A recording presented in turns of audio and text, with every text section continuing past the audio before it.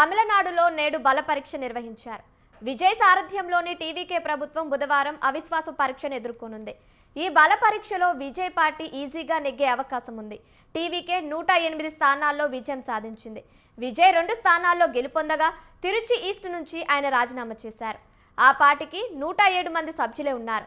ఇందులో తాజాగా శ్రీనివాస సేతుపతికి అసెంబ్లీ ఓటింగ్లో పాల్గొనరాదని మద్రాస్ హైకోర్టు ఆదేశించింది. దీంతో టీవీకే సంఖ్య 106కి చేరింది. కాంగ్రెస్ 5, కమ్యూనిస్టులు 4, వీసీకే 2, ఐయుఎంఎల్ 2, ఏఐఎంకే 1 మద్దతుతో 120 ఓట్లతో టీవీకే బలంగా కనిపిస్తుంది.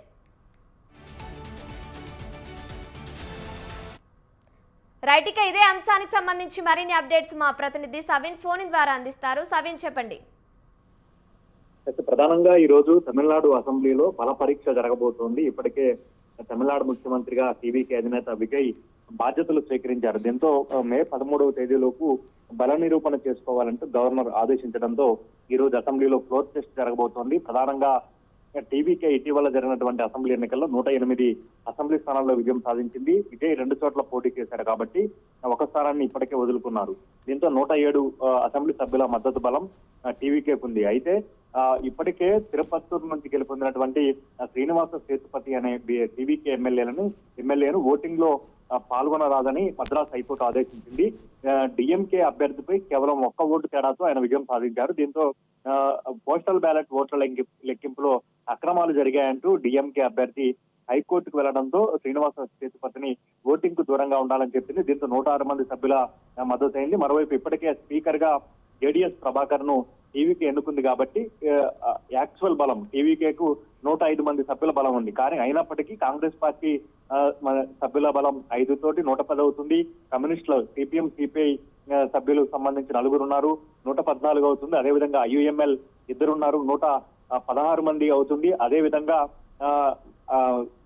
ఏఎంఎంకేకి సంబంధించినటువంటి ఎమ్మెల్యే బలం 117 మంది సభ్యులు అవుతారు. స్పీకర్ ఓటు తోటి అదేవిధంగా ఇప్పటికే అన్నా డిఎంకేలో చీలిక వచ్చింది. ముఖ్యంగా 30 మంది ఎమ్మెల్యేలు వేలుమణి అదేవిధంగా సివి షణ్ముగన్ నేతృత్వంలో పళనిస్వామి నాయకత్వాన్ని విభేదిస్తూ టీవీకేకు మద్దతు తెలపాలని నిర్ణయించిన నేపథ్యంలో వారు ఓటింగ్ కు హాజరు కాకపోతే సభలో సంఖ్యాబలం మరింత తగ్గుతుంది కాబట్టి ఈజీగా టీవీకే విజయ నేతృత్వంలో ఉన్నటువంటి టీవీకే ప్రభుత్వం గట్టెక్కే అవకాశం కూడా కనపడుతోంది.